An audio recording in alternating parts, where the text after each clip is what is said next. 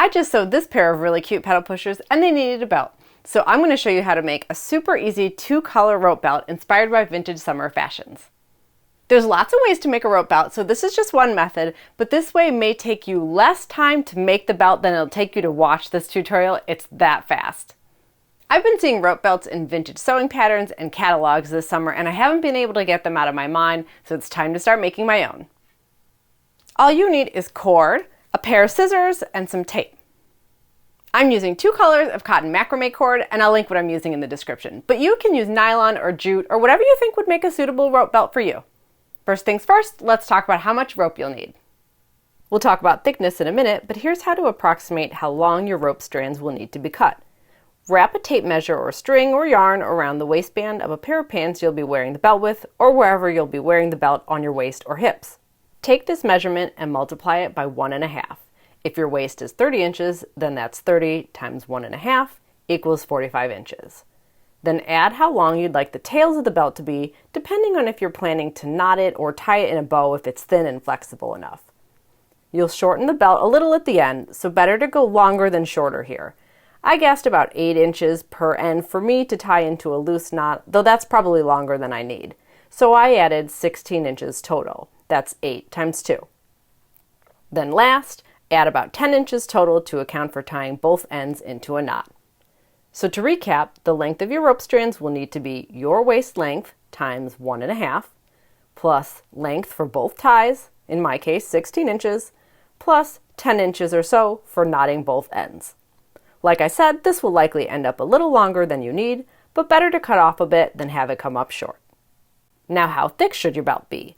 I'm using 3mm cotton cord, but you can use any thicknesses. You'll want to decide about how thick you want your belt, so start off by laying out a few strands and give them a light twist in your hand to kind of simulate the thickness of the belt.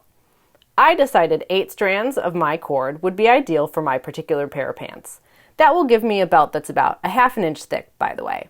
So I'm using 4 strands of each color. Now cut out the number of strands you picked, that's 8 for me, in the length you determined earlier. Now, should you pre-soak the colored strands of rope? I mean, maybe. I didn't bother. Hopefully that won't bite me in the butt later. Your mileage may vary. But now about 5 inches or so from one end, tie the strands into a knot and give it a good yank and tighten up the strands a little bit if needed. This is actually now one end of your belt. We'll tidy up the ends later. Now you have to secure that knotted end somewhere. I just stick it inside one of my drawers, but you could tape it to a table or pin it to your ironing board. You'll also need 3 pieces of tape. I used painter's tape since it's pretty easy to tear through, since we'll remove it later when we're about to finish off the belt.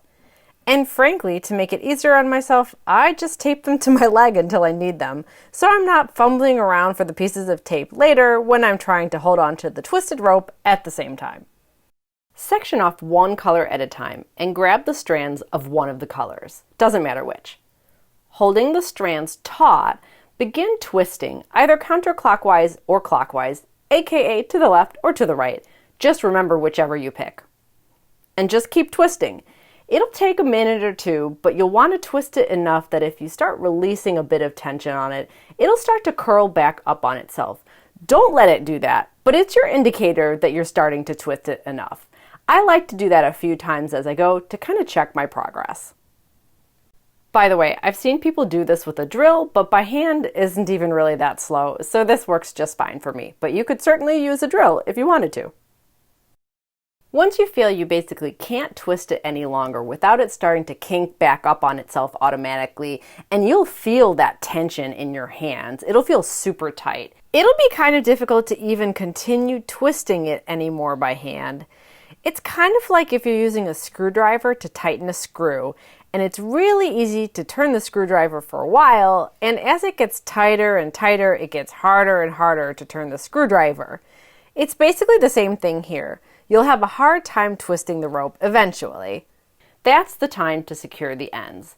Just put a little piece of tape over the ends. I just used painter's tape so it's easy enough to rip it back off, which we'll need to do later. And now you need to secure that end for a while so you can tape it to a surface, have a friend hold it. Honestly, this won't take very long, so I promise they won't get too bored. But what I actually do is just step on it with my foot to keep it in place on the floor. Then grab the strands of your second color and do exactly the same thing that you did with the first color. Again, holding the strands pretty taut and twisting in the same direction that you twisted the first color. And you may notice that I'm not twisting from the very ends of the strands of the second color.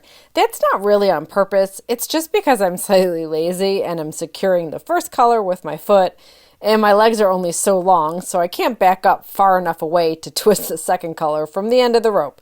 But it's okay. It gets shorter as you twist, so eventually I was able to twist from the very end. Same deal here. You're just going to twist it and twist it until it starts to kink back up on itself and you can really feel that tight tension in your hand that you've twisted it as much as you can. It also helps that you can check the length and see until it's about the same length as the first color, then you know you'll be good. When the second color is done, put a piece of tape on those ends too, and then keeping it in your hand, pick up your first color strand again. So in my case, out from under my foot. Hold them together now and begin twisting them together in the opposite direction you went with them before. Don't let go here or you'll have to start this all over again. You'll see that lovely barber pole effect start to happen with the two colors. Keep twisting until you start to feel like you're done twisting and you won't feel as much tension as you did when you did the single colors. And in fact, if you feel like the belt isn't quite getting firm enough for your liking, you can momentarily separate the two colors and give them a bit of a yank to tighten things up further down the belt and then continue. Be careful when you do this though, because they will want to start untwisting a bit when you do it. So you might have to kind of finagle them back around together by hand. Once again, you'll kind of be able to tell once you've twisted it enough, although this isn't going to kink up like when you did the individual colors. And when you think you're done twisting, secure all the ends together with a piece of tape and you can let go. And you almost have a belt. Now you need to try it on and see about how much you want to cut off the taped end and where you'd like the knot to go at that end. I ended up actually cutting this another couple inches later, but put a pin or a marker where you'd like that knot to go and then take the belt off carefully. Keep in mind where your pin for the knot is, remove the tape, and then carefully untwist the belt about up to the pin and tie it into a knot just like you did at the opposite end. Now all you need to do is trim the ends so that they match. If you'd like, and your cord can do this, you can untwist each individual strand to get kind of a nice frayed end, which is what I did here. And hot tip, if you plan to knot the belt at your waist, don't tie the knot so tight that you can't undo it unless you'd like to either wear it for the rest of your life or cut yourself out of it.